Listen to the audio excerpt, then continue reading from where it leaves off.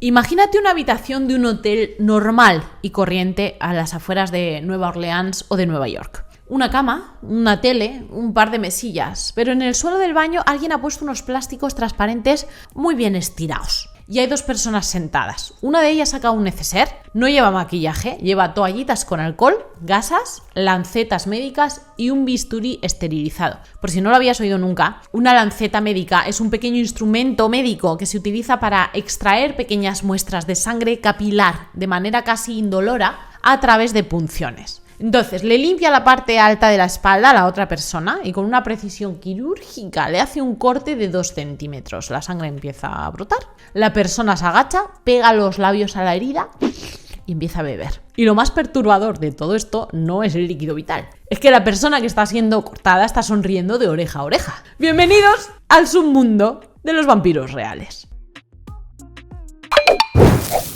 ¿Qué tal, mis curiositas? Bienvenidos, bienvenidas un día más a tu cuarto de la crítica social favorito. Yo soy Mar, tu anfitriona de los temas más curiosos y extraños que vas a poder encontrar en YouTube. Y el otro día despellejamos a los millonarios de Silicon Valley que se inyectan plasma en vena para no envejecer. Pero hoy cruzamos una línea mucho más oscura. Hoy vamos a hablar de gente de la calle, del contable de tu empresa, de la enfermera de tu ambulatorio o del profesor de instituto que cuando llega a casa se mete en foros clandestinos para organizar sesiones de alimentación. Hoy diseccionamos a los sanguinarios, una subcultura real, peligrosísima y también fascinante, donde la enfermedad mental se disfraza de necesidad biológica y donde el verdadero terror es el nivel de manipulación emocional que hay entre el que bebe y el que se deja beber.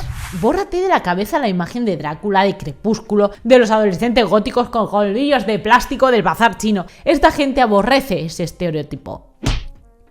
¿Qué? Ellos se consideran a sí mismos pacientes con una condición médica no reconocida, viven en la sombra, en ciudades enormes y tienen trabajos normales. De hecho, su mayor obsesión es pasar desapercibidos. Se organizan a través de foros cerrados de internet, grupos de Telegram encriptados y asociaciones que parecen clubs de lectura, pero donde lo que se intercambian son historiales médicos y grupos sanguíneos. ¿Cuál es la excusa que se cuentan a sí mismos para beber sangre humana? La base de su delirio es que sus cuerpos son incapaces de producir la energía vital necesaria para funcionar. Dicen que si pasan un par de semanas sin beber líquido vital humano, empiezan a sufrir migrañas brutales, fatiga crónica, dolores articulares y una sensibilidad a la luz del sol que les destroza la vida. Han cogido los síntomas de una depresión, de una anemia o de puro estrés y se han autodiagnosticado una enfermedad vampírica. La biología humana no funciona así. Si bebes sangre, tu estómago la digiere como si fuera un filete poco hecho. No te da energía mística.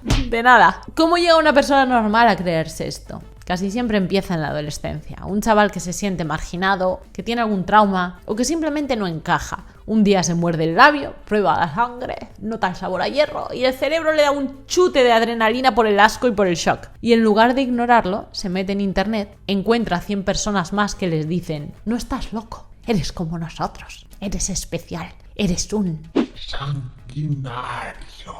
Han convertido un problema de aislamiento en un club exclusivo, donde ellos son la élite de la evolución. Pero claro, un sanguinario tiene un problema logístico importante, y es que necesita líquido vital fresco. Y morder a la gente por la calle es un billete de ida a la cárcel, así que necesitan voluntarios. Y aquí es donde entra la figura clave y más triste de esta historia, el cisne negro, o simplemente el donante, si no te quieres poner así tan romántico. Personas que por voluntad propia, y sin cobrar un duro a cambio, se ofrecen en internet para quedar en moteles o pisos francos y dejarse rajar con un bisturí para que un desconocido se alimente de ellos. Si te estás preguntando qué clase de persona se presta a ser un brick de zumo de tomate humano, yo te lo explico. Los donantes no son masoquistas, son personas profundamente solas. Gente con un síndrome del salvador de manual o con una autoestima que roza el subsuelo. Cuando un sanguinario les dice: necesito tu sangre para no enfermar, literalmente mi vida depende de ti, el donante siente un chute de validación brutal. Por fin son imprescindibles para alguien, por fin son importantes. Están comprando afecto y propósito a cambio de un cortecito en la espalda.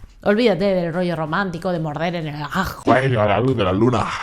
Morder con la boca es una guarrada llena de bacterias y las yugulares son peligrosas. Esta gente es metódica. Usan bisturís de un solo uso, lancetas para diabéticos y se desinfectan con betadine. Hacen pequeños cortes en zonas donde no hay grandes arterias, como la parte alta de la espalda, los hombros o el pecho. El que bebe succiona o recoge el líquido vital en unas copitas minúsculas de cristal. Es una escena tan clínica, tan fría y tan aséptica que da muchísimo más mal rollo que un asesinato en una peli de terror. Y como saben que están jugando con fuego, han montado una burocracia que ríete tú de Hacienda. Antes de que una gota de líquido vital caiga al suelo, el vampiro y el donante se intercambian análisis de sangre actualizados. Tienen que demostrar que no tienen VIH ni hepatitis B o C y firman contratos. Papeles que dicen que todo es voluntario, libre de coacciones y consentido, para que si alguno acaba en urgencias por una infección, la policía no pueda acusar al otro de intento de homicidio. Todo legalizado y bien hecho.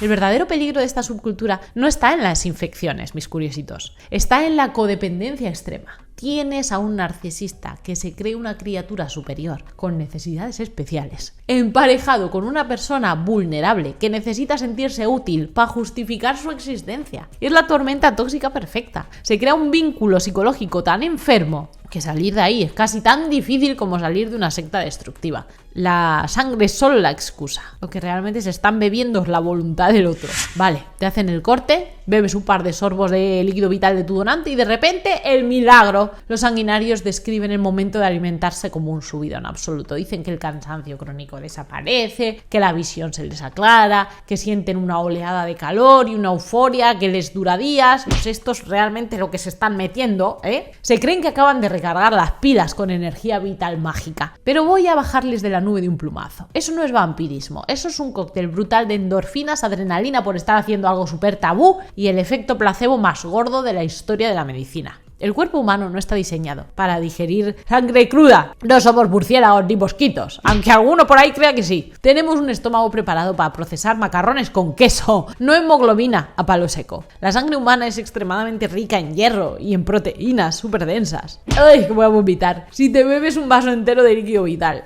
¿sabéis qué hace vuestro estómago? Entra en pánico. ¡Chilla! Se irrita a unos niveles bestiales y te provoca un vómito instantáneo y violento. El cuerpo lo trata directamente como un veneno.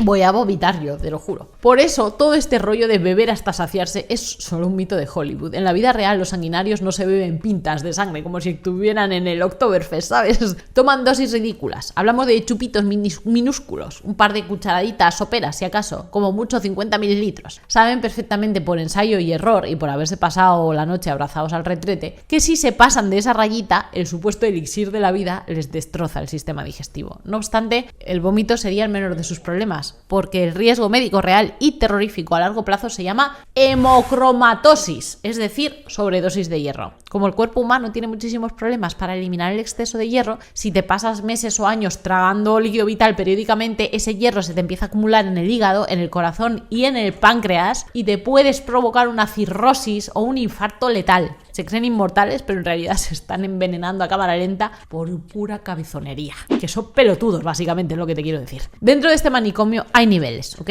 Los sanguinarios, que son los que beben líquido vital físico, son solo una facción. Luego están sus primos, con los que se llevan a matar, por cierto, que son los vampiros psíquicos o pránicos. Estos no usan bisturís, estos aseguran que se alimentan de la energía emocional de la gente. Son los típicos que te dicen: he ido a un concierto, había mucha gente y he absorbido su euforia.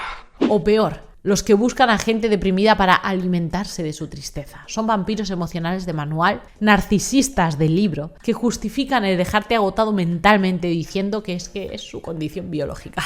Y con tanta gente inestable junta, pensaréis que esto es un maldito desmadre y que hay cadáveres por todas partes. Pues no. Y esta es la parte más alucinante de la subcultura. Están tan aterrorizados de que la policía o los medios de comunicación descubran sus foros, que se han vuelto ultra conservadores. Tienen una moderación más estricta que un colegio de monjas. Los ancianos de la comunidad, los veteranos que llevan ya años en esto, dictan unas normas férreas. Nada de forzar a nadie, nada de menores de edad, nada de beber en público y cero violencia. Si un sanguinario se pasa de la raya, por ejemplo, si manipula a un donante para que le dé más líquido vital de lo acordado, o si se salta los protocolos de higiene y usa un cuchi de cocina en vez de un bisturí estéril, la propia comunidad lo aplasta, lo meten en la lista negra, le prohíben la entrada a los foros, alertan a todos los donantes de la zona para que no queden con él y literalmente lo destierran. Se purgan a sí mismos para mantener su pequeño ecosistema en secreto, pero cuando el efecto placebo es tan fuerte y llevas años convenciéndote de que necesitas esto para vivir, la mente te juega malas pasadas. Cuando un sanguinario se queda sin donante, porque el donante se cansa, porque se muda o porque simplemente se da cuenta de que está en una relación tóxica, el vampiro entra en el mono y sufren un síndrome de abstinencia brutal. Le dan temblores, ataques de ansiedad, no pueden dormir. Todo es 100% psicosomático. Su cuerpo físico no está necesitando líquido vital para nada, pero su cerebro adicto reacciona como si les estuvieran quitando el caballo. Y así viven en un armario con 7 candados. Por la mañana son la cajera del supermercado que te sonríe al darte el cambio, o el informático de tu oficina que te arregla el Excel. Llevan una vida aburridísima y monótona, pero cuando cierran la puerta de su casa por la noche, sacan el neceser médico y se meten en su fantasía de poder y necesidad absoluta. La paranoia de que alguien en su familia o en su trabajo descubra las copitas de cristal manchadas o los plásticos en el baño les consume la vida. El problema de jugar a los vampiros, mis curiositos, es que el cerebro se acostumbra a todo. Llega un punto en el que el chupito de 50 mililitros ya no les da el subidón de adrenalina del principio. La tolerancia al placebo sube y ahí es donde la subcultura pisa una línea finísima y peligrosísima, porque cuando la parafernalia del hotel y el bisturí se vuelven rutina, ¿qué haces para volver a sentirte un ser superior? ¿Cortas más profundo? ¿Buscas a un donante que grite en lugar de sonreír? Esa es la frontera donde el friki de internet se convierte en un psicópata en potencia. Vamos a poner el foco en ellos, en los cisnes negros. En esta subcultura llaman así a los donantes porque según ellos son seres raros y especiales que tienen un exceso de energía vital. Pero si quitamos el envoltorio de purpurina gótica, lo que tenemos es el perfil de la víctima perfecta. El donante suele ser alguien que busca desesperadamente un sentido a su vida, alguien que se siente invisible y de repente aparece un vampiro que le dice: Tú no eres invisible, eres mi salvador.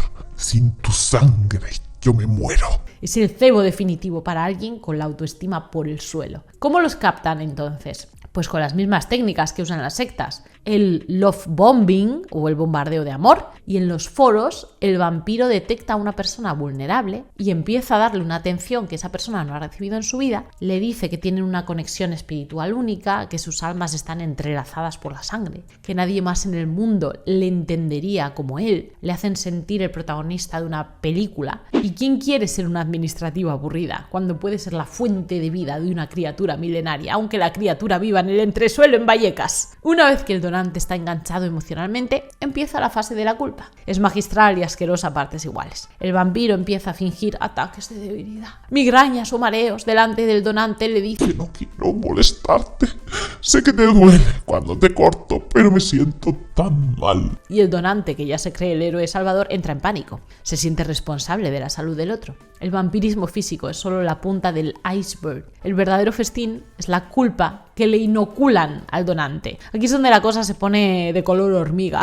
Un vampiro celoso no quiere que su donante dé sangre a nadie más, ni siquiera en un hospital, pero va más allá. Empiezan a aislarlo de su entorno real. Tus amigos no lo entenderían, tu familia pensaría que estás loco, solo yo sé quién eres de verdad. Y poco a poco el donante deja de salir, deja de contar sus cosas a los de siempre y se queda solo en el mundo, con el vampiro como único vínculo. Y cuando llega el momento de la extracción, no es solo para beber, es un acto de sumisión total. El donante se tumba, se queda quieto, aguanta el dolor del bisturí y ve cómo el otro disfruta con su herida. Se crea un vínculo químico gracias a la oxitocina y las endorfinas que libera el cuerpo ante el dolor y el contacto físico, que el donante confunde con amor verdadero. Creen que están compartiendo algo sagrado. ¿Y qué pasa cuando el donante empieza a estar físicamente agotado o psicológicamente roto? Porque claro, que te estén rajando y chupando cada 2 semanas no es gratis para el cuerpo ni para la mente. Pues que el vampiro, como buen parásito, nota que la calidad de tu energía ya no es la misma. Si el donante empieza a poner problemas o a estar triste, el vampiro no le cuida. El vampiro se queja de que la sangre sabe mal o de que está contaminada por su negatividad. y le hacen sentir que hasta para ser una bolsa de sangre es un inútil. Y aquí es donde dan el golpe de gracia. Cuando el donante ya no sirve, cuando está demasiado hundido o empieza a despertar, el vampiro lo descarta, así sin anestesia. Buscan a otro cisne negro más joven, más entusiasta y con menos cicatrices. Dejan al donante anterior tirado, con la autoestima en el subsuelo, con cicatrices físicas que tienen que explicar cuando van a la playa y con un vacío existencial gigantesco. El vampiro sigue a lo suyo, buscando otra víctima, mientras el donante se queda intentando entender cómo ha llegado a este punto. Lo más triste, mis curiositos, es que muchos donantes descartados intentan volver. Es como... no, sin el cómo. Es un síndrome de Estocolmo del libro. Se han creído tanto el cuento de que son especiales por dejarse rajar, que la vida normal les parece insípida ahora. Prefieren ser una víctima especial que una persona normal y corriente. Es la adicción a la intensidad del drama. Se quedan acechando los foros, viendo cómo su maestro se alimenta de otro, sintiendo unos celos enfermizos. Es un círculo de miseria. La comunidad de sanguinarios mira para otro lado mientras no haya sangre en las noticias. Mientras el donante sea mayor de edad y haya firmado el papelito, ellos dicen que es libertad individual y se lavan las manos ante este maltrato psicológico tan evidente. Les conviene que existan estos donantes vulnerables porque si no se les acaba el buffet libre. Son cómplices de una maquinaria de triturar a personas solitarias. Esto nunca en realidad ha ido de sangre. La sangre es la parafernalia, el disfraz para que parezca guay, pero en realidad esto va de poder, de tener a alguien tan sometido que te entregue su propia integridad física para que tú te sientas un personaje de novela. No son vampiros, son abusadores emocionales que han encontrado un nicho estético para que su toxicidad parezca mística. Y hasta ahora os he hablado de bisturís estériles y de contratos, pero no quiero engañarte. En realidad estamos hablando de gente que necesita beber líquido vital para sentirse especial. ¿Qué crees que pasa cuando el chupito de 50 mililitros ya no les pega el subidón? ¿Qué crees que pasa cuando el vampiro tiene un mal día o un brote psicótico? ¿O simplemente decide que las normas del foro son para los débiles? La historia del vampirismo moderno está llena de accidentes que las comunidades intentan tapar para que no les cierren el chiringo. En sus foros hablan de un concepto que da pánico, la hambre de sangre o el frenesí. Dicen que es un estado en el que el instinto toma el control y pierdes la noción de la realidad. Traducido al cristiano, que es una desconexión psicótica. Imagina estar en una habitación de hotel con un tío que tiene un bisturí en la mano y que de repente decide que necesita más. No hay palabra clave ni un contrato que valga cuando a alguien se le cruzan los cables y te ve como una botella de vino abierta. Venden que son súper limpios, pero el líquido vital es el vehículo perfecto para la muerte. Por mucho análisis que te enseñen, existen lo que se llaman los periodos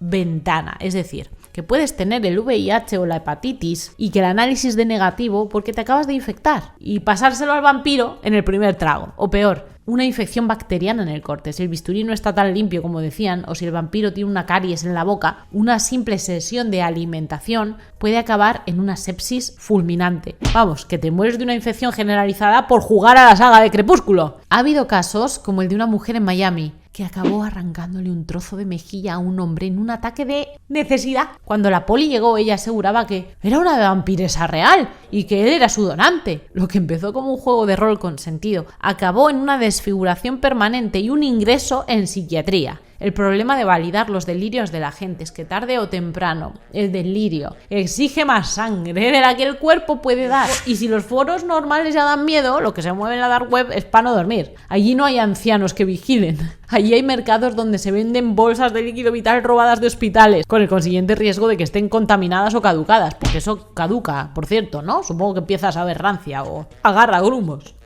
Y donde se organizan encuentros con gente que busca violencia explícita. El vampirismo ético que ellos defienden es solo la punta del iceberg. Debajo hay un mercado que pone los pelos de punta. Ya sabes que en este tipo de vídeos a mí me gusta hablar de anatomía básica. Entonces, quiero contarte que es 1 milímetro la diferencia entre un corte superficial seguro y seccionar una arteria. En un momento de euforia o de luz romanticona en una habitación de hotel que no se ve un puto carajo, un error con el bisturí puede provocar una hemorragia que no se para con una gasa y un poco de esparadrapo. Han fallecido personas desangradas en encuentros de este tipo porque el vampiro entró en pánico y zumbó para que no lo pillaran, dejando al donante allí falleciendo solo en el suelo del baño. Muchos de estos sanguinarios acaban montando sus propias casas o lo que llaman clanes. Y aquí es donde el vampirismo se convierte en una secta destructiva. El líder, que es el vampiro principal, controla quién come, quién dona, ¿Con quién hablas? ¿Y hasta qué piensas? Usan la sangre como un rito de iniciación para sellar el silencio de sus miembros. Si intentas irte, te amenazan con contarle a todo el mundo, a tu familia, a tu jefe, lo que has estado haciendo en esas habitaciones de hotel.